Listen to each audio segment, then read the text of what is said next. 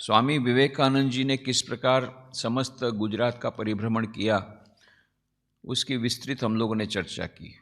यद्यपि अभी वह ऑनगोइंग रिसर्च है, बहुत सारी चीज़ें अभी हम लोग प्रयत्न कर रहे हैं उसको, उन जानकारी को प्राप्त करने के लिए, पर अभी तक में जो प्राप्त है जिसके आधार पर गुजराती में एक किताब और इंग्लिश में एक किताब प्रकाशित हुई है और एक हमारा सोविनियर प्रकाशित हुआ है रामकृष्ण आश्रम राजकोट से, जिसमें जितने उपलब्ध सभी फोटोग्राफ्स डाल दिए गए हैं।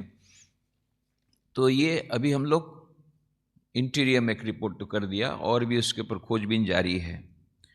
परंतु इतना तो है कि स्वामी विवेकानंद जी दीर्घ काल तक गुजरात में रहे और बहुत उन्होंने कई लोगों से मिले और उनको यहाँ पर अच्छा आतिथ्य सत्कार भी मिला, अच्छी किताबें भी मिली, इसीलिए इतना दीर्घ काल तक वे रुक गए। फिर बाद में महाबलेश्वर मुंबई में भी उनको गुजराती मेहमानों ने, गुजराती यजमानों ने उनका आतिथ्य सत्कार किया। ये भी हमने देखा किस प्रकार से महाबलेश्वर में लीमड़ी के महाराज यशवंत सिंह जी ने और नरोत्तम मुरारी जी गोकुलदास ने आतिथ्य सत्कार किया, और बम्बई में किस प्रकार से छबिलदास लल्लू भाई भणसाली जी ने आतिथ्य सत्कार किया, उनके पुत्र रामदास जी ने भी आतिथ्य सत्कार किया, और किस प्रकार से वे वहाँ पर उनकी जो एक प्रॉपर्टी थी वह कन्हारी केव्स उनको देखने के लिए गए थे, जहाँ पर ऐसा कहते हैं कि स्वामी विवेकानंद जी को मानो पूर्व जन्म की स्मृतियाँ आई और उसको वो सेंटर बनाना चाहते थे। इसकी सब विस्तृत बातें हमने कल की थी। इसके अलावा स्वामी विवेकानंद जी के कई गुरु भाई भी गुजरात में आए हैं, उनकी अत्यंत संक्षेप में हम झलक ले लें तो स्वामी विवेकानंद जी 1891 सितंबर में आए। उसके पहले ही उनके दो गुरु भाई स्वामी ब्रह्मानंद जी महाराज एवं स्वामी सुबोधानंद जी महाराज, ये दोनों 1890 में ही यहाँ पर आ गए थे और इन्होंने वहाँ से कलकत्ता से जब निकले तो माँ शारदा देवी के का आशीर्वाद लेकर के वहाँ से कलकत्ता से निकले और वृंदावन होते हुए, नहीं वृंदावन को जाना था, पर उसके बीच में सबसे पहले वे गए विभिन्न जगहों पर जाकर के, फिर द्वारका गए, द्वारका से बेट द्वारका गए, पोरबंदर गए, जूनागढ़ गए, फिर माउंट गिरनार के पास कुछ दिन रहे, फिर माउंट गिरनार पर्वत पर एक गुफा में उन्होंने ध्यान किया। महाशिवरात्रि का पर्व भी उन्होंने देखा, बहुत बड़ा पर्व होता है जैसा हमने बताया था। गिरनार के वहाँ पर परिक्रमा भी होती है, तो महाशिवरात्रि का बहुत बड़ा दिन माना जाता है वहाँ पर। तो महाशिवरात्रि का दिन भी उन्होंने वहीं बिताया गिरनार में। फिर वहाँ से अहमदाबाद आए और हम लोगों ने कहा था कि जब द्वारका गए थे तो गोमती नदी में उस समय टैक्स लगता था, तो उनके और सुबोधानंद जी महाराज, ये तो हम लोगों ने पहले ही कहा है कि श्री रामकृष्ण देव धातु का स्पर्श नहीं कर सकते थे, पैसे का स्पर्श नहीं कर सकते थे और पैसा ग्रहण नहीं करते थे। तो ये एक अत्यंत सराहनीय बात है, अत्यंत मननीय बात है कि श्री रामकृष्ण देव के जितने शिष्य, सन्यासी शिष्य, ये जब परिव्राजक रूप में घूमते थे तो उन्होंने वो व्रत लिया था कि साथ में पैसा नहीं रखेंगे सभी, और यदि किसी ने टिकट दिला दिया तो टिकट ले लेते, परंतु पैसा स्पर्श नहीं करते थे। ये बहुत बड़ी बात, और इसीलिए तो लक्ष्मीनारायण मारवाड़ी ने 10,000 रुपये देना चाहा था श्री रामकृष्ण देव को। श्री रामकृष्ण देव ने 3 बार ना बोला, 3 बार उसने प्रयत्न किया। पहले उनको दिया, देने का बोला, फिर नहीं किया तो हृदय के द्वारा दुलाने का प्रयत्न किया। फिर माँ शारदा देवी को बोला आप रख लीजिए, माँ ने कहा उनका रखना मेरा रखना एक है। तो ये जो लक्ष्मीनारायण मारवाड़ी जो 10,000 रुपया देने गया था, ऊपर से श्री रामकृष्ण देव ने उसको डांटा था कि यदि फिर से ऐसी बात हो क्योंकि लक्ष्मीनारायण मारवाड़ी उन्हीं को ज्ञान दे रहा था। श्री रामकृष्ण देव उन्हीं को, लक्ष्मीनारायण मारवाड़ी उसने कुछ वेदांत वगैरह पढ़ा होगा, तो उनका अरे आप इतने बड़े महात्मा हैं, अभी भी आपके लिए ग्राह्य और त्याज्य है, आप बोलते हैं कि मैं उसको किसी कोई पैसा ग्रहण नहीं करता। आप तो बहुत उच्च स्थिति में है, परमहंस की स्थिति में है, आपके लिए ग्राह्य क्या और त्याज्य क्या है, सब कुछ आपके लिए बराबर है। बोले तेरे वेदांत को तो तेरे पास रख, मैं स्पर्श नहीं कर सकता, और न मैं संग्रह कर सकता हूँ, न मैं अपने पास रख सकता हूँ, न उसको मैं स्वीकार कर सकता हूँ। और उसके बाद में बोला कि भग यहाँ से, अब फिर से ऐसी बात करना हो तो यहाँ मत आना, ऐसा डांटा। तब लक्ष्मीनारायण मारवाड़ी गया। तो जब बाद में 1890 की बात है कि जब दिल्ली के पार्क में बेंच पर अखंडानंद जी महाराज बैठे थे, तब ये लक्ष्मीनारायण मारवाड़ी वहाँ पर आकर के उनके पास पैसा रखता है, तो बोलते नहीं नहीं पैसा मैं स्पर्श नहीं करता, तो अभिभूत हो जाता है। अरे बोले ऐसे महान महात्मा है, मैंने एक ही महात्मा ऐसा देखा है जिन्होंने इस प्रकार से पैसे का स्पर्श नहीं कर सकते। कलकत्ता में उनको मैं 10,000 रुपये देने के लिए गया था, उन्होंने स्पर्श नहीं किया और मुझे ऊपर से मुझे डांटा। कौन थे वे? बोले रामकृष्ण परमहंस दक्षिणेश्वर में थे, उनके पास गया था। स्वामी अखानंद जी का मैं भी उनका ही शिष्य हूँ। डबल प्रणाम किया लक्ष्मीनारायण मारवाड़ी ने, जैसा गुरु वैसा चेला, जैसा गुरु वैसा चेला। तो ये जितने चेले थे श्री रामकृष्ण देव के, ये सभी कोई पैसे का स्पर्श नहीं करते थे। तो अखंडानंद जी महाराज के पास तो पैसा तो था ही नहीं, तो न तो सुबोधानंद जी महाराज के पास था, ये लोग तो सब हमेशा निसंबल जाते थे, ईश्वरी हमारे देखने वाले हैं। तो उन्होंने जब देखा कि टैक्स देना पड़ता है, तो उन्होंने कहा वहाँ स्नान नहीं करेंगे। तो एक धनी व्यापारी ये सब देख रहा था, तो उन्होंने कहा महाराज आप क्यों यहाँ स्नान नहीं कर रहे? नहीं, बोले हम इस तो टैक्स लगता है, पैसा लगता है, हम आप समुद्र में स्नान करेंगे। मैं पैसा देता हूँ आपके लिए। नहीं नहीं नहीं नहीं, ठीक है, हम लोग इसी से हो जाएगा। तो धनवान वो जो था धनी, उसका नाम हमको नहीं मालूम, वो जो धनवान था उसने भी समुद्र में स्नान किया। फिर इनकी वो संतत्व से इतना प्रभावित हो गया। ब्रह्मानंद जी महाराज का चेहरा भी उसी प्रकार से, उच्च कोटि के संत, उनको लगा कि ये तो उच्च कोटि के संत है, तो बोले आप हमारे यहाँ हमारे आतिथ्य सत्कार ग्रहण कीजिए। तो 3 दिन महाराज वहाँ पर रहे, दोनों जन रहे। फिर उन्होंने कहा कि कुछ पैसा देना चाहा, कुछ उपहार देना चाहा, महाराज ने कुछ नहीं लिया। फिर उसने बोला कि ऐसा कीजिए, आपको तो बहुत जगह जाना पड़ेगा, मेरा बहुत बड़ा बिजनेस है, सब जगह मेरी ब्रांचेस है, मैं एक लेटर लिख देता हूँ, आपको कहीं भी कुछ भी मुश्किल हो तो ये आपको ये पत्र काम देगा। ब्रह्मानंद महाराज का ये ऊपर जो बैठा है ना, वो मुझे सब जगह, उसकी पहुँच सब जगह है, वो मुझे देखता है, इस पत्र की मुझे आवश्यकता नहीं है। बहुत उच्च वैराग्य का भाव था ब्रह्मानंद जी महाराज का तब, तो नहीं स्वीकार किया। आखिरी में बोले अच्छा ठीक, गीता की पुस्तक तो ले लीजिए, कुछ तो लीजिए। वो गीता की छोटी पुस्तक ये उन्होंने रखी। तो इतना यह ब्रह्मानंद जी महाराज और सुबोधानंद जी महाराज ये बहुत उच्च वैराग्य से संपन्न, उच्च भाव से संपन्न होकर के ये तीर्थ यात्रा कर रहे थे। तो इस प्रकार से उन लोगों ने गुजरात की यात्रा की, और बाद में ऐसा कहते हैं, ऐसा लगता है कि 1896 में फिर ब्रह्मानंद जी महाराज आए।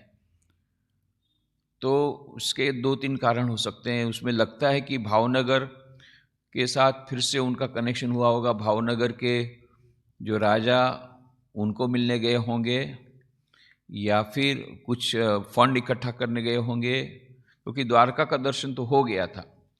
पर हमको डायरी मिली एक, हरिदास विहारीदास देसाई, दीवान जी जूनागढ़ के, तो उनके नडियाद में जो उनका मकान है वहाँ पर हम लोग गए थे।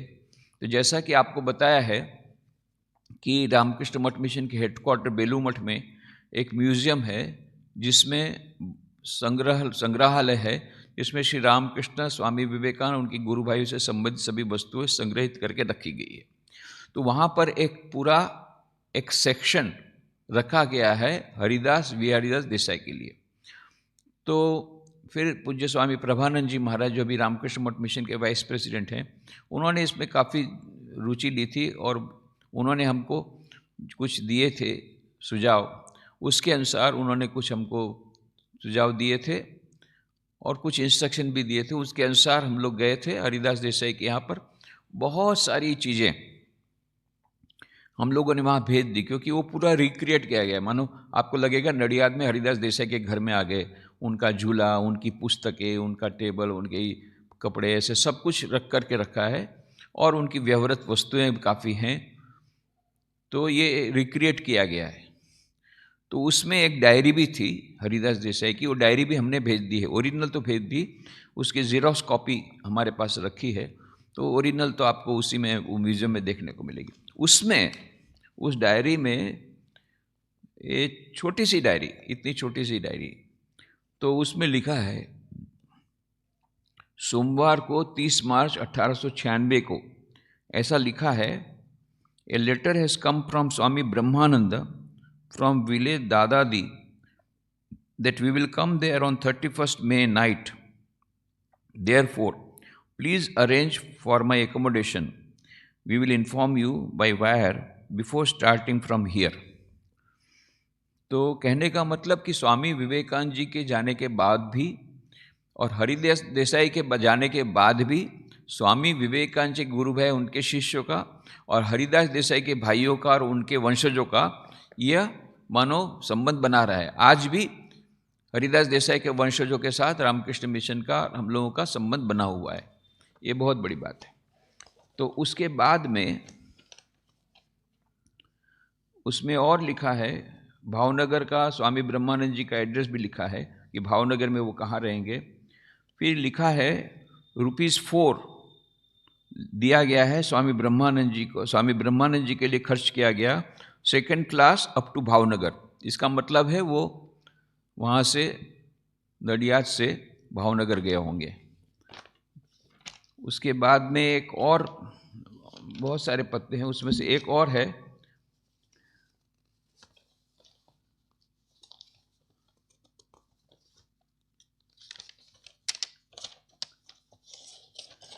इसमें ऐसा लिखा है, ये उसका डेट लिखना मैं भूल गया ना। पहली डेट है वो है 30 मार्च को 1896 को और 17 अप्रैल 1896 उसमें लिखा है स्वामी ब्रह्मानंद जी का भावनगर का एड्रेस और ब्रह्मानंद जी के लिए 2nd क्लास की टिकट ली गई भावनगर तक की। ये लिखा है 18 अप्रैल 1896 को। और फिर 16 सितंबर 1896 इसमें लिखा है ₹11.14, माने 11 रुपीज़ 14 आना होगा उस समय के ज़माने के समय, 1st class return ticket from Junagadh to Sihor for Swami Bapa. अब ये स्वामी बापा मतलब ब्रह्मानंद जी है या कौन है, ये समझ में नहीं आता है, पर हो सकता है कि स्वामी ब्रह्मानंद जी गए हों वहाँ पर सीहोर। तो कहने का मतलब यह है कि हरिदास विहारीदास देसाई, जिनको स्वामी विवेकानंद जी 13 पत्र लिखे थे, उनके वंशजों ने भी स्वामी विवेकानंद जी के जो डिसेंडेंट, उनके गुरु भाई या उनके शिष्यों के साथ संबंध रखा और इस प्रकार से उन लोगों ने गुजरात में उनके लिए सब सुविधा कर दी। इसके बाद में हम देखते हैं स्वामी तुरायानंद जी और स्वामी शारदानंद जी। स्वामी तुरायानंद जी 1896 में एक बार आए थे और उन्होंने गिरनार पर्वत पर तपस्या की थी, ऐसा एक उल्लेख एक जगह पर मिलता है। ये उनकी फर्स्ट विजिट थी। और 2nd विजिट थी उनकी, दूसरी बार मुलाकात गुजरात की स्वामी तुरायानंद जी की 1899 में। ये स्वामी शारदानंद जी महाराज के साथ आए थे, दोनों गए थे और ये कलकत्ता से निकले थे और स्वामी विवेकानंद जी उनको भेजा था। उस समय बेलू मठ में बहुत आर्थिक संकट था, स्वाभाविक है, तो प्रारंभ के दिन थे। तो फिर स्वामी जी ने सोचा कि एक ही जगह ऐसी है जहाँ पर कुछ धन भी प्रचुर मात्रा में है और लोग भी उदार दिल के हैं, तो वहाँ दान लेने मिलने में सुविधा होगी। ये सोच करके उन्होंने शारदानंद जी महाराज, तुरायानंद जी महाराज को ये इंट्रोडक्शन लेटर दे करके उनको भेज दिया। तो 7 फरवरी 1899 को माँ शारदा देवी के पास से आशीर्वाद लेकर के दोनों निकले कलकत्ता से, कानपुर होते हुए, आगरा होते हुए जयपुर, और जयपुर से अहमदाबाद पहुँचे ट्रेन में, और फिर अहमदाबाद से पहुँचे लिमड़ी। तो लिमड़ी में वे 15 फरवरी 1899 वहाँ पर पहुँचे और 4 मार्च तक वहीं थे लिमड़ी में। तो जो महाराजा लिमड़ी थे, ठाकुर साहब ऑफ लिमड़ी, यशवंत सिंह जी उस समय थे, बहुत उन्होंने उनका आदर सत्कार किया, आदर किया और व्यक्तिगत रूप से उनको मिले। 20 फरवरी को 1899 को ये दोनों स्वामी जी यशवंत सिंह जी से मिले और उन्होंने ये स्वीकृति दी कि मैं लेटर ऑफ इंट्रोडक्शन, परिचय पत्र विभिन्न लोगों के नाम गुजरात में वो दे दूंगा। ये एक बहुत बड़ी एक सहाय हो गई, क्योंकि बिना परिचय के कहीं पर जाना, वो भी फंड कलेक्शन के लिए, बड़ा मुश्किल होता है। फिर एक पब्लिक मीटिंग, एक धर्म सभा का आयोजन किया गया लिमड़ी में। लिमड़ी बहुत छोटी जगह है, अभी भी छोटी जगह है, तो अभी भी वहाँ पर लोग मिलना मुश्किल। तो एक मीटिंग की गई तो लोग आए नहीं, बहुत कम आए, तो फिर उसको कैंसिल करके दूसरी मीटिंग की गई। अब शारदानंद जी महाराज, हम तो जानते हैं स्वामी शारदानंद जी महाराज हिंदी में बोले तो शारदानंद जी महाराज हिंदी में प्रवचन दिया। 26 फरवरी 4 बजे उन्होंने प्रवचन दिया और फिर लिमड़ी के महाराजा ने 1000 रुपये देने का स्वीकार किया और जूनागढ़ के दीवान ने उन्होंने 200 रुपये। उस समय ये सब बहुत बड़ा अमाउंट था, हमको लगता है अभी अरे इसमें क्या है, उस समय के लिए बड़ा अमाउंट था। फिर 14 मार्च को ये दोनों मिले, ठाकुर साहब लाखाजी राज राजकोट के। इन्होंने भी कहा कि मैं भी आर्थिक सहायता करूंगा। जब उन्होंने सुना बेलूमठ के लिए तो उन्होंने भी कहा। फिर 17 मार्च को वे गए गोंडल, राजकोट से गोंडल चले गए। फिर 6 अप्रैल को मोरबी गए। मोरबी में उनको सिस्टर निवेदिता का पत्र, एक तार मिला, टेलीग्राम मिला, जिसमें कि लिखा था कि स्वामी योगानंद जी महाराज, रामकृष्ण देव के पार्षद, उन्होंने महासमाधि ले ली। तो उससे उनको दुख हुआ, पर फिर भी उसी दिन शाम को लेक्चर था, वो ऐसे ही रहा। उसी दिन रात को उनको लेक्चर देना पड़ा। स्वामी शारदानंद जी को हिंदी में उन्होंने लेक्चर दिया मोरबी में। और फिर 14 अप्रैल को, ये है 6 अप्रैल, 14 अप्रैल को अगेन स्वामी शारदानंद जी महाराज ने हिंदी में लेक्चर दिया सामरदास कॉलेज भावनगर, जिसमें गांधी जी भी पढ़े थे। तो सामरदास कॉलेज भावनगर में उन्होंने लेक्चर दिया था। उसका हेडिंग था the essence of the Vedas, और उससे उनको बहुत अच्छा रिस्पांस मिला। ऐसा समाचार हमें मिलता है।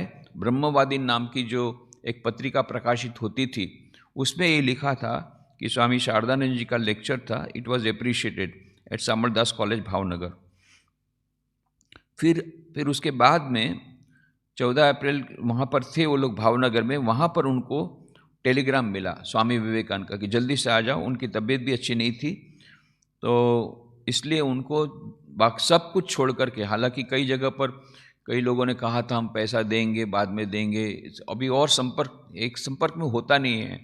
डोनेशन कलेक्शन जो लोग करते हैं वो जानते हैं कि पहले उनको जा कर के अवगत कराना पड़ता है, फिर वो लोग बोलते हैं हम सोचेंगे, फिर उसके बाद में उनको रिपोर्ट देना पड़ता है, ये देना पड़ता है। ऐसा करके फिर 1-2 बार में धीरे धीरे वो कॉन्क्रिटाइज होता है। उसके बाद में फिर ये डोनेशन मिलता है। तो अभी वो जो फॉलोअप वर्क इज़ मस्ट। आप कितना भी अच्छी अपील छोड़ दिए, उसके बाद यदि आप फॉलोअप नहीं किए तो कुछ डोनेशन नहीं आएगा। तो इन्होंने फॉलोअप का इनको टाइम ही नहीं मिला, क्योंकि सब ने कहा तो था कि हम देंगे, पर उसके बाद में अचानक टेलीग्राम आया तो उनको बेलूमठ वापस जाना पड़ा। और वहाँ पर 3 मई 1899 को ये लोग पहुँच गए वहाँ बेलूमठ। इसके अलावा हम जानते हैं कि स्वामी अद्वैतानंद जी, ये भी कुछ गुजराती भक्तों के साथ अभी गुजराती भक्त कौन है पता नहीं, ऐसा लिखा है गुजराती भक्तों के साथ वे द्वारका के दर्शन के लिए गए थे सन 1900 में, और 7 फरवरी 1901 को वे वापस लौटे। ये सब तीर्थ यात्रा करके, ये अद्वैतानंद जी महाराज की बात है।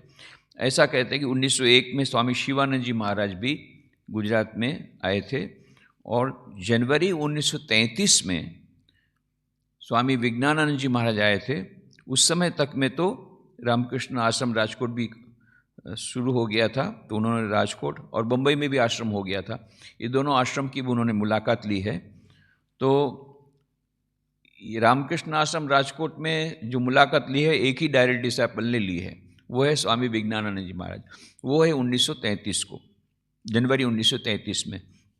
इस प्रकार से हम देखते हैं न केवल स्वामी विवेकानंद पर उनके गुरु भाइयों ने भी गुजरात की भूमि को पावन किया है, और गुजरात की जो यह तीर्थ स्थानों की भूमि है, विशेष करके काठियावाड़ सौराष्ट्र, उसमें भी उन्होंने उसको भी पावन किया है, और वहाँ से उन्होंने अपने यहाँ काफ़ी अच्छा आतिथ्य सत्कार भी उनको यहाँ पर मिला है। ओम शांति शांति शांति। हरि ओम तत्सत। श्री राम कृष्णार्पणमस्तु।